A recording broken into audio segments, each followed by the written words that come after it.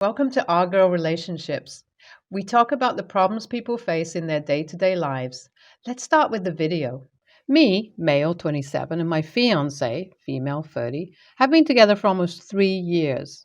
As she's older and has already entered her 30s, she kept on complaining about how she's crossing her age of getting married and kept on annoying me for a whole month for getting engaged and stuff.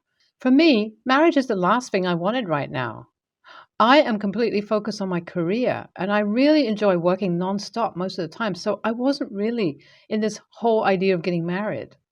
I love her. She's the perfect girl I would ever want. She's beautiful, has a good sense of fashion, our political opinions match, and she has an amazing career for her.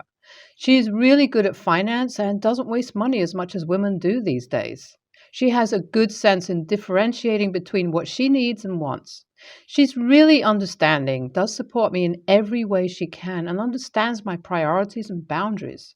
So I didn't want to lose her, scared that I won't get anyone else better than her or at her par.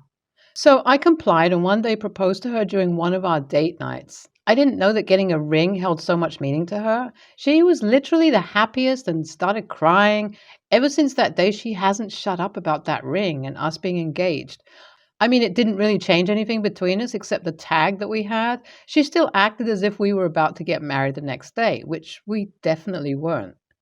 I am not the most romantic guy on the planet. I value partnership. And after 2 months of engagement, she and her whole family started annoying me again. This time she wants to get married. My plan was to get her the ring, make it official, and stay engaged for the next year or two. I am just into getting married right now, and no way I can take such a big responsibility this young. Maybe in 2 years I would learn how to balance my family life and work, then it would be more harmonious between her and me. Marriage changes everything. It brings more responsibility to me, especially. Look, it doesn't matter how the concept of feminism works, but us men have it more difficult in these sectors. We have to be the man and get our homes going, and no one gives us crap about how we feel or how miserable we are. We have to be the strong one in everything, or the whole house collapses. And on the bigger picture, once married, she will also start about having kids and all of which I don't see myself having for at least the next 5 years. To raise another human being, you have to provide the best you can so that they can at least have a good life with you. That's a lot of work. And I am just focused on creating resources for enjoying that life to the fullest.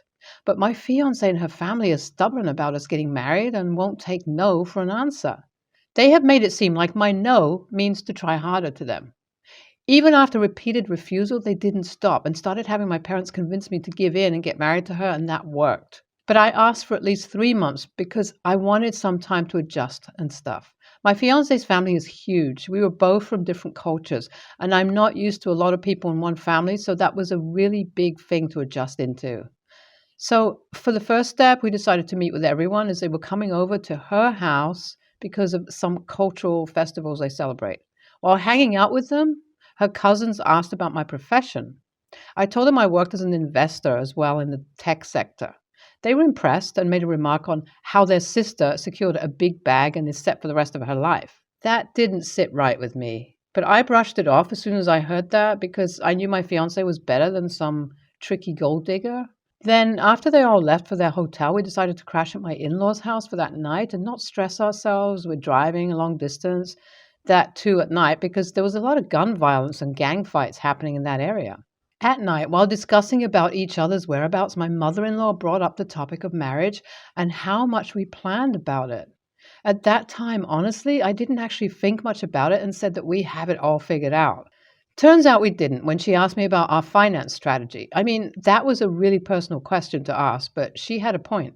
I mean, I love her and trust her and expect her to stay by my side till the end. But what if she leaves? What if she does something unforgivable and I have to pay for it?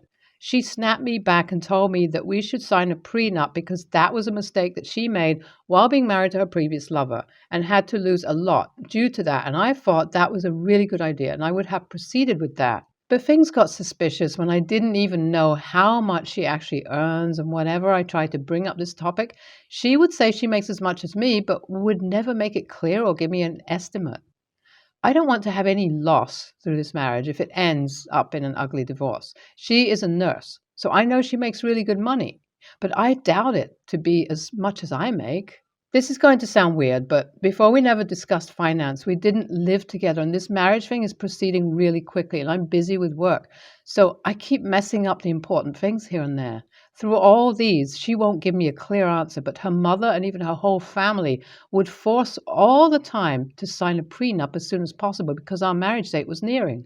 I got really tired of these games and stuff. And during a family lunch, I lost my temper and yelled at everyone about how they need to stop pressuring me into decisions that I don't want to make or take. Then it fired back at me. My fiance started yelling back how this is the exact reason why she needs to sign a prenup. She told me she doesn't trust me fully, and what if I would cheat, and said all the nonsensical crap of the world, and tried to show how the prenup was really necessary and how she deserved the half compensation because I don't give her enough attention and time. So I need to pay for making it up to her.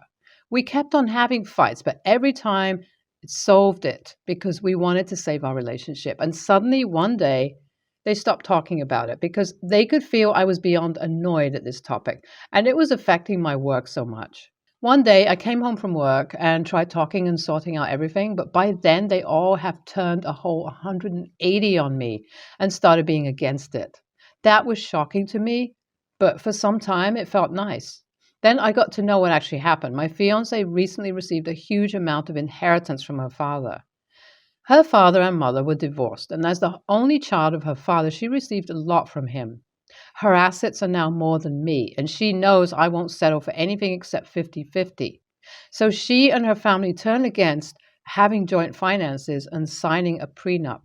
This irked me the wrong way. Okay, let me explain it properly. The condition stood our assets would be divided equally and then later passed down equally to our kids, equally from both of our sides. When she didn't have the inheritance, my money and the amount I would lose would be bigger, and she would gain more. The more I lose, the more she'll gain.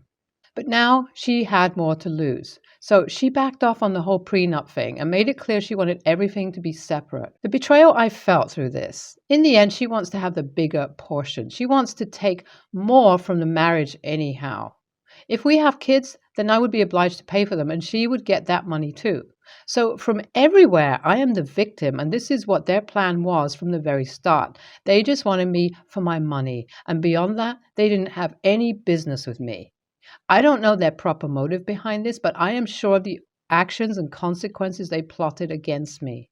My head hurts from all these dramas that have been going on, honestly. I will update soon when I'm done planning my next step. I made her sit and talk to me and explain the whole math. She denied that it wasn't her motive. She said that she didn't want to be financially put down by me, so she called off the prenup, which I know makes no valid reasoning, so I gave her the option that we either go with the 50-50 prenup condition or break it off. She started crying and said how mean I was to even put her in this kind of condition. I made it clear that it hurts me too, but it is about both our lives. So, yeah, no way we can take this topic lightly and get over with it. She said no to prenup. I informed her that we were done, took my ring back and broke it off with her because, yeah, I need to see the bigger picture. I would be focusing on myself for a while and taking time off from here. It's been 6 months since we broke up, and yeah, I handled it pretty well. I missed her for the first month, then it got better. She tried fixing this, but the trust was just completely gone for me, and I didn't take any advances on her and shut her out. I worked on a new startup and went to therapy to solve this problem of it being difficult for me to show vulnerability. I am taking therapy. Not a lot has improved, so I'm just focused on work and building my life up. NTA, regardless of his attitude, he didn't do anything wrong. Better be alone than being manipulated and taken advantage of. Well, I don't think he should have been in a relationship in the first place. He just sounds closed and cold. I'm a 34-year-old female, and I live with my wife, 40 female, Sue, and our kids, 3 female, 6 female, and 11 male. Our previous sitter chose to follow a different career path, which led us to finding a new one, to which my friend suggested a place she used. We used it and found a woman, 25 female, named Sharon. We thought she was perfect, especially since she also had experience taking care of autistic children. Our son is autistic. We screened her, background check, etc., and she passed. I have to explain one thing though. Sue and I have a room off of our own that's for us only, and it has stuff in there not meant for children. The kids are not allowed in our bedroom unless we are there. and we do not keep anything in there they might need, want. We made it extremely clear to Sharon not to let our kids in our room. After maybe 2 days of babysitting, I got a panicked call from her saying my 6-year-old locked the 3-year-old in our closet and our son wouldn't stop screaming. When I came home, Sharon was outside by herself. My son was in his room with the door shut, still screaming. And 6-year-old was by the closet door crying along with my 3-year-old crying on the other side of the door. The door's lock was one of those button locks in the center of the door handle, which was visible. It took me a minute to get my kids under control, but when I finally did, Sharon was looking at me with disgust. I guess while I was with my kids, she decided to look into the room my child was in. She berated me about how she was already skeptical of watching kids with two moms, and this just proved her right because of what we were into and exposing our kids to. This lasted maybe 10 minutes before Sue came in and forced her to leave. When everything finally settled down, we checked our nanny cams. We were able to see Sharon snuggled up with a blanket on the couch and our kids doing whatever. Then we saw our daughters going into our room and 6-year-old locking 3-year-old in. Then 11-year-old came in and started screaming because 6-year-old is crying and panicking. Then, after some time, Sharon decided to see what's wrong. She's now panicked and beating on the door. Once again, it's a button lock in full view. After maybe a few minutes, she takes our son to his room and left him. Then tries for the door again before going outside and calling us. We sent that to the video to the right people and Sharon got in trouble and blacklisted.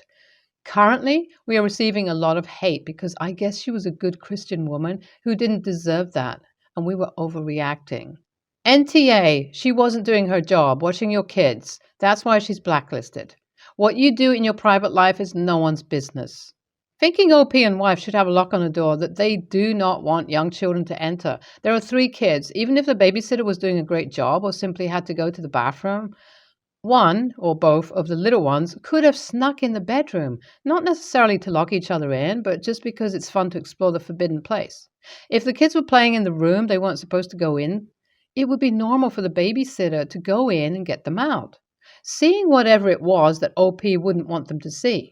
Who knows how many times the old babysitter had to pull the kids out of that room, but just didn't mention it to OP.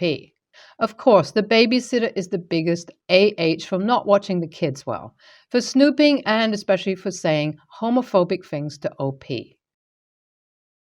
My fiance, 36 male, and I, 33 female, have been engaged for 4 years and together for 6.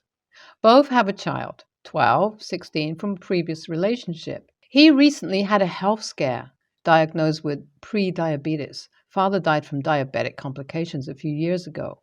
Therefore, he went vegan like a year ago. Our family has fully supported his change. We even bought another fridge to keep his food in. He now tries to inflict his lifestyle on us. It's not like we haven't tried any of his meals before. It's just not our choice. Anytime now we eat something he disagrees with, he goes into his lecture about how it's not good for your body and what it consists of and what we need to change. I'm talking about literally every time. I've tried to be understanding because he's dealing with something that took his father. But every time? Imagine you're about to eat a delicious piece of chocolate cake. I kid you not. He will go into how many calories you're about to eat and what it's going to do to your body, especially when it's dealing with something sugary. A nice juicy steak? Red meat is the devil. A piece of fried chicken? Grease is going to seep out of your pores. Our kids avoid being around him now when they're about to eat a snack of some sort. I've tried to talk to him about how he's making everyone uncomfortable in the house to eat around him, but he brushes it off and calls it a guilty meat eater complaint. He said that if we were eating right, we wouldn't feel guilty about what he says. For the last couple of months, he's been, I don't know, paranoid, if you want to call it. He thinks someone is messing with his food, claims that it tastes funny, accused me or one of the kids of touching the settings on it, which is possible, but I highly doubt it's happened, since neither of our kids are vegan. He and I are the only that goes in and out of the fridge the most. The only time they even go in the fridge is if one of us asks them to hand us something out of it. A few nights ago, I cooked dinner as usual, only this time I was accused of contaminating his food with meat drippings. I was accused of trying to revert him back to a meat eater, that I was endangering his health. He demanded to know what skillets I used. I've always cooked our meals in different pots and pans just to avoid a situation of such. I have a sister that's vegan, so it's not my first rodeo. Tired of accusations, I told him from now on he can cook his own dinner. That I'm tired of him trying to inflict his lifestyle on us. That just because he changed his eating lifestyle doesn't mean he gets to force it on us. He told me that I was being selfish, that I was unsupportive, and that I want to see him fail. I told him that's not true, but if he was going to act this way, then it's best he cooks his own food, and I'm not budging on the matter. He's been sleeping on the couch since, refusing to talk to me. NTA at all, but I would be very worried about his mental health. NTA. By the sounds of it, he's headed towards a mental breakdown or is in a heightened state of paranoia. Accusing someone of tampering with their food isn't a common thing to say to someone. I would suggest he sees a doctor. Make sure he's getting all the nutrition he needs from his vegan food and that he's not acting this way because something in his body is not functioning properly due to his diet. Also, a psychologist seems a good idea as well. Maybe this paranoia is caused by some underlying emotional issue he's not talking about. And this is how it's coming out. All in all, it sounds like he needs the kind of help which you aren't able to provide.